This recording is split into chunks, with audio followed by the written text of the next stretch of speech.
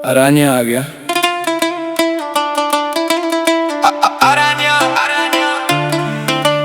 ਅਰਾਨਿਆਂ ਦਾ ਹੁੰਦਾ ਮੇਰੇ ਸ਼ੌਂਕ ਵੱਖਰੇ, ਲੰਘ ਜੰਗਾ ਵਿੱਚੋਂ ਜੇ ਕੋਈ ਆਂ ਤਕਰੇ। 12 ਕੀਏ ਚਾਹੇ 32 ਬੋਰ ਲੈ ਲਵੋ, ਸਾਡਾ ਤੇ ਕਲੇਜਾ ਕਦੇ ਕੰਬਿਆ ਹੀ ਨਹੀਂ। ਸਾਲੇ ਮੇਰੇ ਕਹਿੰਦੇ ਤੈਨੂੰ ਮਾਰ ਛੱਡਣਾ, ਮੈਂ ਕਿਹਾ ਹਟ ਪਿੱਛੇ ਤੂੰ ਜੰਮਿਆ ਹੀ ਨਹੀਂ। ਸਾਲੇ ਮੇਰੇ ਕਹਿੰਦੇ ਤੈਨੂੰ ਮਾਰ ਛੱਡਣਾ, ਮੈਂ ਕਿਹਾ ਹਟ ਪਿੱਛੇ ਕੋਈ ਜੰਮਿਆ ਹੀ ਨਹੀਂ।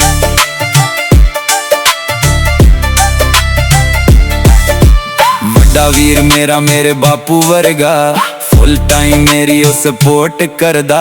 ਰੋਂਦਾ ਇਬਰਾਹੀਮ ਛੱਡ ਆਇਆ 3 ਸਾਲ ਦਾ, ਉਹਦੇ ਸਿਰ ਤੇ ਨਿਜ਼ਾਮ ਸਾਰਾ ਪਿਆ ਚੱਲਦਾ। ਤਾਂ ਹੀ ਤਾਂ ਕਲੇਜਾ ਉਹਦਾ ਕੰਬਿਆ ਹੀ ਨਹੀਂ। ਸਾਲੇ ਮੇਰੇ ਕਹਿੰਦੇ ਤੈਨੂੰ ਮਾਰ ਛੱਡਣਾ, ਮੈਂ ਕਿਹਾ ਹਟ ਪਿੱਛੇ ਤੂੰ ਜੰਮਿਆ ਹੀ ਨਹੀਂ। ਸਾਲੇ ਮੇਰੇ ਕਹਿੰਦੇ ਤੈਨੂੰ ਮਾਰ ਛੱਡਣਾ, ਮੈਂ ਕਿਹਾ ਹਟ ਪਿੱਛੇ ਕੋਈ ਜੰਮਿਆ ਹੀ ਨਹੀਂ।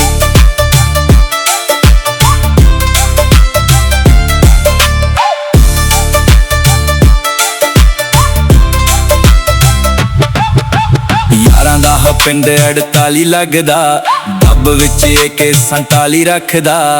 ਅਰਬ ਚ ਗੱਡੀਆਂ ਪਜਾਈ ਰੱਖਦਾ, ਸ਼ਰੀਕਾਂ ਨੂੰ ਮੈਂ ਡੰਡਲਾਂ ਪਵਾਈ ਰੱਖਦਾ। ਸਨ 25 ਦੀ ਇਹ ਜੰਗ ਵੇਖੇ ਤੇਰੇ ਯਾਰ ਨੇ, ਫਿਰ ਵੀ ਕਲੇਜਾ ਮੇਰਾ ਕੰਬਿਆ ਹੀ ਨਹੀਂ। ਸਾਲੇ ਮੇਰੇ ਕਹਿੰਦੇ ਤੈਨੂੰ ਮਾਰ ਛੱਡਣਾ, ਮੈਂ ਕਿਹਾ ਹਟ ਪਿੱਛੇ ਤੂੰ ਜੰਮਿਆ ਹੀ ਨਹੀਂ। ਸਾਲੇ ਮੇਰੇ ਕਹਿੰਦੇ ਤੈਨੂੰ ਮਾਰ ਛੱਡਣਾ, ਮੈਂ ਕਿਹਾ ਹਟ ਪਿੱਛੇ ਕੋਈ ਜੰਮਿਆ ਹੀ ਨਹੀਂ।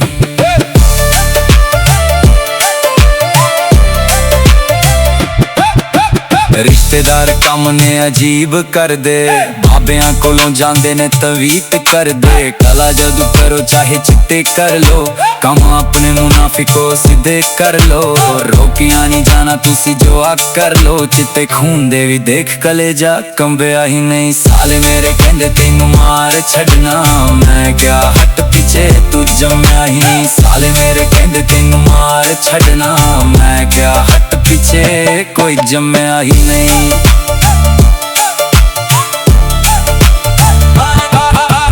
ਜਿਹੜਾ ਕਹਿੰਦਾ ਪੁਰਾਣੀ ਪਰਾਦਾ ਹੁੰਦਾ, ਜੁੱਤੀਆਂ ਨਾ ਮਾਰੋ ਮੁਨਾਫਿਕ ਬੰਦਾ।